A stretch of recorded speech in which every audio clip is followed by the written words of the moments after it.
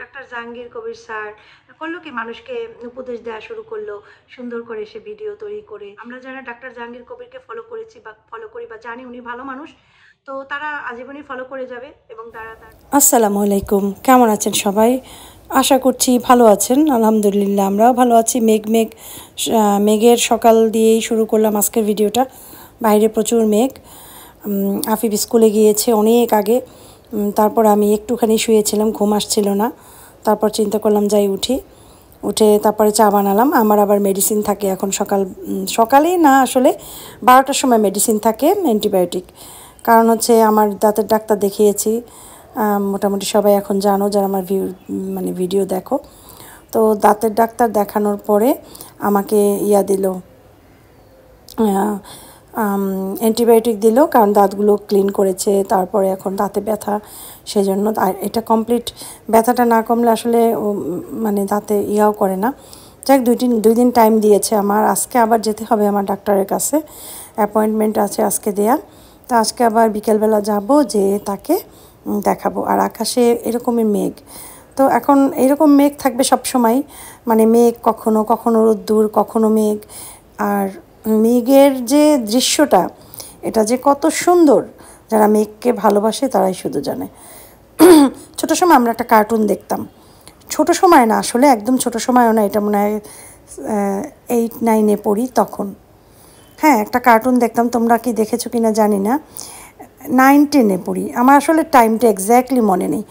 তখন আমরা একটা কার্টুন দেখতাম, মেঘের ভিতরে বাসা ছিল কতগুলো কিউট কিউট ছোটো ছোটো, ওদের নামও ভুলে গিয়েছি, ওদের বাসা ছিল। ওরা মেঘে ঘুমাতো, মেঘে খেলতো, এরকমের। আর ওই কার্টুনটা আমার এত বেশি পছন্দের ছিল, আমার মাঝে মাঝে নিজেরই মনে হতো, আরে আমি যদি ওদের মতো হতাম, ওই মেঘের ভিতরে যেতে পারতাম। এইরকম কিন্তু আসলে আমরা যখন ছোট ছিলাম, বা আমরা যখন 9-10-এ পড়ি, তখন তো আমরা আসলে ছোটই বলতাম আমাদেরকে। যাই হোক, অনেকের কাছে তখনই বড় আমরা, যারা যারা যারা আরও ছোট তাদের কাছে। তো যাই হোক, তখন আমাদের অনেক ড্রিম ছিল, বিশেষ করে আমার অনেক ড্রিম ছিল, আমি মেঘের ভিতরে খেলবো, মেঘের ভিতরে যাবো, এটা সেটা। পরে আমার খুব প্লেনে চড়ার ইচ্ছা হলো, যে আরে আমি যদি প্লেনে উঠতে পারতাম তাহলে তো কত কিছু ভাল লাগতো। মেঘের ভিতরে যখন চলাফেরা করতাম, অন্যরকম একটা ফিলিংস থাকতো। তো যাই হোক, দেখতে দেখতে তোমাদের দেখালাম, পাইনাপেল কেটে নিলাম। এখন আমি করবো, পাইনাপেলের জুস করব। চিনি দিয়ে দিলাম যতটুকু লাগে ততটুকু, কারণ পাইনাপেল একটা নিয়েছি। পাইনাপেল শরবত আমার ছেলেরা খুব পছন্দ করে, আমার হাজব্যান্ডও খুব পছন্দ করে। আমরা প্রায় পাইনাপেল শরবতটা খাই। আর বিশেষ করে পাইনাপেল ট্যাং, এটা তো আমার খুবই পছন্দ। রিয়াদে বসে আমি কোনো ট্যাং কিনতাম না, শুধু পাইনাপেল ট্যাং কিনতাম। আর আমার আফিফ পছন্দ করে আবার অরেঞ্জ ট্যাংটা। তো যাই হোক, পাইনাপেল এমনিতে পছন্দ করে খুব। তো পাইনাপেলের শরবত চিন্তা করলাম, পাইনাপেল এমনি না কেটে একটু শরবত করে দিই। এখন কিন্তু বাজারে প্রচুর প্রচুর আনারস পাওয়া যায়। তোমরা আনারসের শরবত করে খাবে, এটা শরীরের জন্য যে কতখানি উপকারী সেটা না খেলে বুঝবে না। তো অবশ্যই যখনই খাবে না কেন, দুধের কোনো আইটেম যদি খাও তাহলে অন্তত 2 ঘন্টা পর খাবে, 2 ঘন্টার ভিতরে খাবে না। কারণ অনেক সময় ফুড পয়জনিং হয়, এবং এই ফুড পয়জনিং থেকেই মানুষের অনেক মৃত্যু হয়ে যায়, অনেক কিছু হয়ে যায়, কারণ সবার পেটে সব কিছু সহ্য হয় না। পাইনাপেল এক ধরনের অ্যাসিড থাকে, যেটা খুবই ভয়ঙ্কর, যে অ্যাসিডে গ্যাস তৈরি করে পেটের ভিতরে প্রচুর, তারপরে কিন্তু মানুষ মারা যায়। সেই জন্য পাইনাপেল খেতে হবে খুব সাবধানে, দুধের চা খাওয়া যাবে না।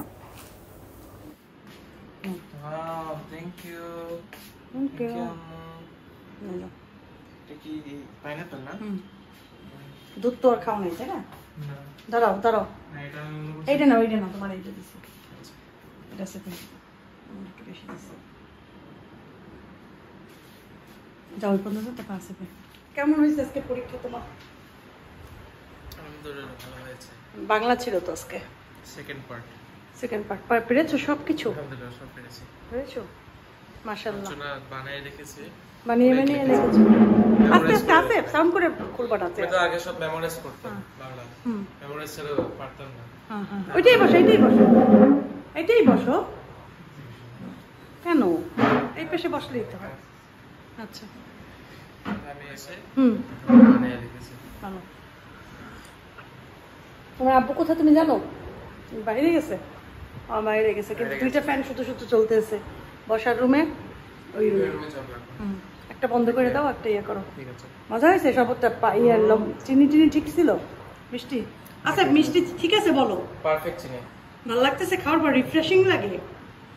তুমি বলতেছিলে না তোমার একটু উইক লাগতেছে, এখন রিফ্রেশিং লাগবে দেখবা। হ্যাঁ পারফেক্ট চিনি, বেশিও না কমও না। কমও না। বেশি হতে তো চিনি তো ভালো লাগে না, মিডিয়াম চিনি মজা। খাও, ওকে।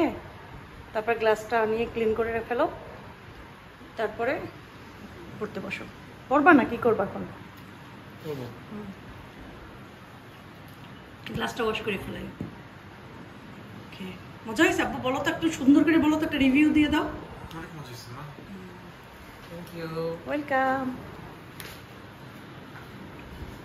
দেখো তোমাদের সাথে কথা বলতে চা খেতে খেতে চা ফেলে দিছি, কারণ চা ঠান্ডা হয়ে গেছে। মনটা একদমই ভালো না। এক তো মুসা ভাই অসুস্থ, সেই জন্য মনটা খুব খারাপ, ভাবির জন্য খুব খারাপ লাগতেছে, মুসা ভাইয়ের জন্য খুব খারাপ লাগে। তো যাই হোক, আর এদিকে মন খারাপ হচ্ছে আমার আসেফ। সে আবার ইদানিং খাওয়া দাওয়া বন্ধ করে দিয়েছে, আজকে প্রায় 15-16 দিন টোটালি ভাত খাচ্ছে না, কোনো খাবার দিলে ঠিকমতো খাচ্ছে না। হ্যাঁ, তার যদি যেটা একদম পছন্দ হয় সেটা অল্প পরিমাণে খাচ্ছে, এরকমের। এর জন্য একটু টেনশানে আছি। আবার কালকের থেকে সে জিদ ধরেছে, সে ডাক্তার দেখাবে না, সে মেডিসিন খাবে না। এখন যে কী একটা যন্ত্রণার ভিতরে আছি, কোনো মতেই মেডিসিন খাওয়াতে পারছি না আজকে। তারপরে বুঝাচ্ছি, দেখি বিকালের মধ্যে কি হয়, আল্লাহ ভরসা। তো সবাই দোয়া করো ছেলেটার জন্য, ও যেন দ্রুত সুস্থ হয়ে যায়। ও সুস্থ হলেই আমাদের শান্তি, আলহামদুলিল্লাহ। আসসালামু আলাইকুম, কেমন আছেন সবাই? আশা করছি সবাই ভালো আছেন, আলহামদুলিল্লাহ আমরাও ভালো আছি। তো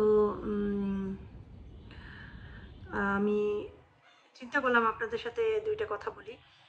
আজকে কেন জানি মনে হচ্ছিল এই বিষয় নিয়ে দুইটা কথা বলি।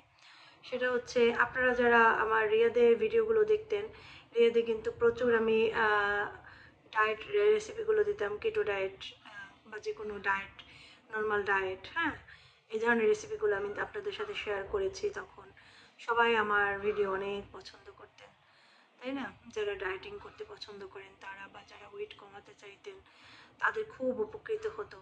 তো কিটো ডায়েট যখন আমি দেয়া শুরু করলাম, আমাকে যে হাজার হাজার কমেন্ট করতেন আপনারা, সবাই উপকৃত হতেন, আমাকে দোয়া দিতেন, আমার খুব ভালো লাগতো। প্রচুর কমেন্ট করেছেন আপনারা। তো আমি সবসময় বলেছিলাম যে ডক্টর জাহাঙ্গীর কবির স্যার মানে যে কথাগুলো বলেন কিটোর, এবং যে খাবারগুলো সে সাজেশন করেন, তো সে তো আসলে রেসিপি সহকারে তখন দেখাতো না, শুধু বলতো এইভাবে এইভাবে খাবেন আপনারা। কিন্তু মানুষ রেসিপি তৈরি করা তখন ওই রকম জানতো না। যে জিনিসটা আমি সবসময় ভিডিওর মাধ্যমে আপনাদের সাথে করেছি, শেয়ার করেছি। আর আপনারা হয়তো অনেকেই দেখেছেন বা মনে করেছেন যে এই ব্যাপারে আমি অনেক অভিজ্ঞ ছিলাম, আলহামদুলিল্লাহ। সত্যি কথা এটাই। কারণ হচ্ছে ডাক্তার জাহাঙ্গীর কবির স্যার যখন থেকে কিটো ডায়েট বাংলাদেশে খুব মানে তার ভিডিও খুব মানুষ দেখা শুরু করেছে, তারও 3 বছর আগের থেকে আমি সৌদি আরবে বসে, 3-4-3.5 বছর আগেও সৌদি আরবে বসে আমি কিটো ডায়েট করতাম নিজে। তখন আমি ভিডিও দিতাম না, ঠিক আছে? তখন আমি নিজে কিটো ডায়েট করতাম, তখন আমার কোনো ভিডিওর চ্যানেল ছিল না। আমার চ্যানেল আজকে 7 বছর হয়ে গিয়েছে, কিন্তু আমি কখনো কোনো তখন ভিডিও দিতাম না। এটা আমি 10 বছর আগের কথা বলছি। তখন আমি নিজে খুব ডায়েটিং করতাম, আমার সবসময় ওয়েট আমি একদম ধরে রাখতাম। হ্যাঁ, তো এরপরে কিটো ডায়েট দেওয়া শুরু করলাম, সবাই খুব পছন্দ করা শুরু করলো।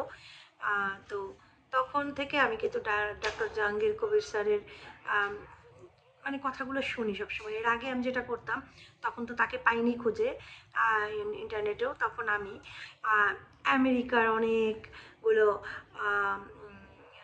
ডায়েটিশিয়ান ছিল, তো তারা না যেগুলো সাজেস্ট করতো কিটো ডায়েটের ব্যাপারে, আমি ওগুলো খুব ভালো করে মন দিয়ে শুনতাম। যেমন ডক্টর ইরিক, ওনাকে অনেকেই চিনেন, আমি আগেও ভিডিওতে অনেক বলেছি। উনি খুব সুন্দর করে বলতো, এবং কোন খাবার খেলে শরীরের জন্য ক্ষতি হয়। যেমন আমি আপনাদেরকে অনেক আগে বলেছিলাম, আপনাদের মনে আছে কিনা জানি না, যে ইসাবগুলের ভুসি যেটা আমরা খাই, এটা অতিরিক্ত খাওয়া ঠিক না, বডির জন্য এটা ক্ষতিও করে। কিন্তু আপনারা তো দেখেছেন সেটা, কেন ওনার ভিডিও দেখে আমি এটা বলেছিলাম। কারণ ইসাবগুলে খুব ভালো অনেক জিনিস আছেন, কিন্তু বেশ কিছু ডাক্তার এটা রিসার্চ করে পেয়েছেন যে ইসাবগুলের কারণে কিন্তু যে কিছু ধরনের ক্যান্সার সৃষ্টি হয়, যেমন রেপ্টাল ক্যান্সার, তারপরে যে মানে বায়ুপথের যে জিনিসগুলো বা স্টোমাকের কিছু জিনিস ক্যান্সারেও পরিণত হয়। ইসাবগুল এইটা গবেষণায় পেয়েছিল, যতটুকু আমি জানি, এই শুনে তাই আমি আপনাদের সাথে বললাম। এই জন্য আমি সবসময় বলেছি ইসাবগুলের বসে বেশি খাবেন না, মাঝে মাঝে খান, ইটস ওকে, ঠিক আছে। কারণ কিটো ডায়েট করলে প্রচুর কনস্টিপেশন হয়, তখন দেখা যায় মানুষ ইসাবগুলের বসি খায়। ওটা না খেয়ে এখন তো দেখেছেন সিয়াসিডটা খুব ভালো, সিয়াসিড খেলেও কিন্তু এটা দূর হয়ে যায়।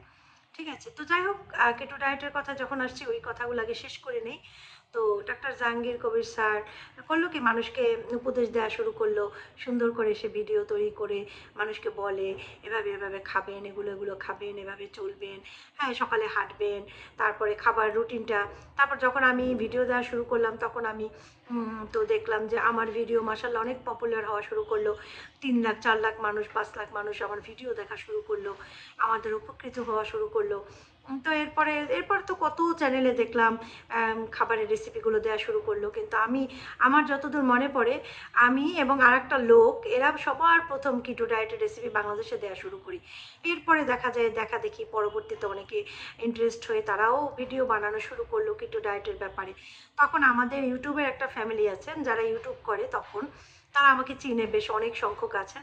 তো তারা তখন আমাকে মাঝে মাঝে কথা বলতো, আর ফোন দিলেই ফোন ধরে, মানে আমি যখন ফোন ধরতাম হয়তো আমাকে কল দিত যে কোনো কারণে, আর তখন দিলেই বলতো কি জানেন, বলতো কি ওই কিটু কুইন আসছে, কিটু কুইন, এরকম বলতো। এখন একটা কথা বলি, যখন আমার অনেক ভিউ হওয়া শুরু করলো তখন আমি একটা জিনিস খেয়াল করেছি, আপনি বাস্তব লাইফে যদি আপনার অনেক রিচ থাকেন, তো বাস্তব লাইফের রিচটা আপনাকে বাস্তব লাইফের মানুষগুলো আপনাকে তেল মারবে বা আপনাকে ইয়া করবে। কিন্তু ইউটিউবে যারা রিচ হয়ে যায়, ইউটিউব মানে তাদের ভিউ সাবস্ক্রাইব অনেক বেড়ে যায়, তখন কিছু সংখ্যক মানুষ যারা ওই লেভেলের মানে বড় লেভেলের, তারা তাদের সাথে মেলামেশা করে।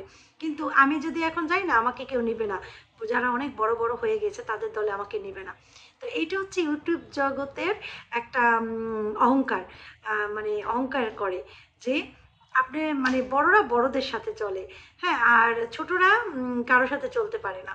তো তখন আমার তো অনেক ভিউ হতো, তখন দেখা যেত অনেকে বড় বড় ইউটিউবার আমাকে নক করতো, কেমন আছি না আছি জিজ্ঞাসা করতো, মাঝে মাঝে এসে কমেন্টও করতো। আমি এভাবে ধরে রাখছি কেন জানো, এটা পরে বলবো। আমার এই পাশের বললাম না দাঁতে একটু প্রবলেম, তো শিরশির করছে।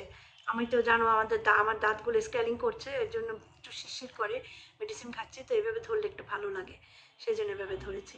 এখন আমি একটা কথা বলি, তাকে এসে কেন, কে দিছে, একটু একটু কথা বললেন আগে, 2টা মিনিট দাও। তারপরে এখন ডাক্তার জাহাঙ্গীর কবির স্যারের কথা এসে আমি কোথায় চলে গেলাম।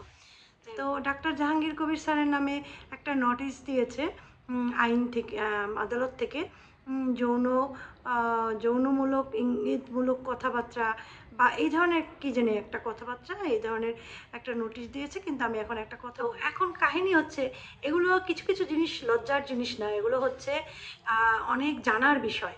ঠিক আছে, জানার বিষয়ে কোনো লজ্জা নেই, আপনি উশৃঙ্খলভাবে চলতেছেন সেটাই আপনার লজ্জা নেই, অথচ আপনি কারো কাছে মুখে একটা ডাক্তারি ভাষার যে কথা সেটা শুনতে মিডিয়ার সামনে যে আমি শুনেছি, এটা তো দুনিয়ার মানুষ শুনেছে, এটা একটা লজ্জার জিনিস, এটা কিন্তু আসলে ঠিক না। তো ডাক্তার জাহাঙ্গীর কবির স্যার অনেক মেডিসিন বিক্রি করেন যেগুলো মানুষের জন্য উপকার হয়। আচ্ছা আমি একটা কথা বলি, অনেক হাজব্যান্ড ওয়াইফ আছেন, হাজব্যান্ডের প্রবলেম, তখন দেখা যায় তার ওয়াইফ তার সাথে বেশি দিন থাকেন, এরকম অনেক জায়গায় অনেক কেস হয়। আবার দেখা যায় ওয়াইফের প্রবলেম আছে, হাজব্যান্ড তখন যে আরেকটা বিয়ে করে বা পরকীয়া করে, খারাপ কাজ করে। তো এগুলো যদি না হয়, তার থেকে বরং যদি 2টা ভালো মেডিসিন, বিশেষ করে হার্বাল মেডিসিন বিক্রি করে যদি একটা মানুষের জীবন বাঁচে, তাহলে সেটা তো আমি মনে করি কোনো খারাপ কিছু না। কিন্তু দেখেন, সে মানুষের উপকার করছে, লক্ষ লক্ষ কোটি কোটি মানুষ ডাক্তার জাহাঙ্গীর কবির স্যারকে চিনে, তার দ্বারা উপকৃত হচ্ছে। অথচ এই জিনিসগুলো কারা করছে জানেন, কিছু ব্যবসায়ী, অসাধু ব্যবসায়ী আমি বলবো, যারা মেডিসিন তৈরি করে, যেসব ফ্যাক্টরি মেডিসিন তৈরি করে, তারা দেখছে যে তাদের এখন মানুষ এলোপ্যাথি ওষুধ, যেটাকে আমরা বলি মেডিসিনের দোকান, যে মেডিসিনগুলো সাধারণত কিনি আমরা এলোপ্যাথি বলে, তো এই এলোপ্যাথি ওষুধ এখন মানুষ কম কিনছে, কারণ মানুষ এখন অনেক বুঝতে পারে যে কোনটা খারাপ কোনটা ভালো। মানুষ এখন বুঝতে পারে হার্বাল দিয়ে মানুষ খুব ভালো থাকতে পারে, সেই আগের জমানার মতো। মানুষ এখন বুঝে যে এই মেডিসিনগুলো স্যারের কাছ থেকে নিচ্ছি, খাচ্ছি, উপকার পাচ্ছি। এখন কিন্তু বাংলাদেশে প্রচুর ডায়াবেটিস রোগী হওয়া সত্ত্বেও নিয়ন্ত্রণে আছে, কারণ স্যার যেভাবে ওষুধ দিচ্ছে মানুষ খেয়ে উপকৃত হচ্ছে। অ্যাপেল সাইডার ভিনেগারের যে ব্যবহারটা আগে মানুষ জানতো না, কিটো ডায়েট করার পর থেকে মানুষ জানে apple cider vinegar, mother with mother মানে হাতে বানানো যে অ্যাপেল সাইডার ভিনেগারটা, সেটা এখন বোতলে বোতলে বিক্রি হচ্ছে, মানুষ কিনছে। তবে অ্যাপেল সাইডার ভিনেগার সারা জীবন খেতে হয় না, একটা মানে বাদ দিয়ে যে কোনো খাবার আপনি এক নাগারে খেতে থাকা ক্ষতি বাদ দিয়ে খেতে হয়।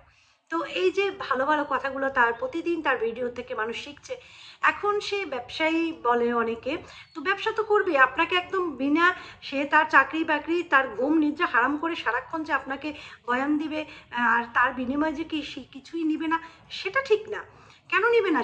সে ইউটিউবে ভিডিও দেয়, তার ভিডিও মাধ্যমে মানুষ উপকৃত হয়, তার ভিডিওর মাধ্যমে সে যদি পয়সাও ইনকাম করে থাকে, এটা তো কারো দেখার বিষয় না। কারণ আমি কেন আমার নিজের কাজকর্ম ঘরে রেখে সারাক্ষণ এসে আমি আপনাদেরকে সাজেশন দেবো শুধু, কিন্তু তার বিনিময়ে আমার ঘর চলবে না, সেটা তো হবে না, তাই না?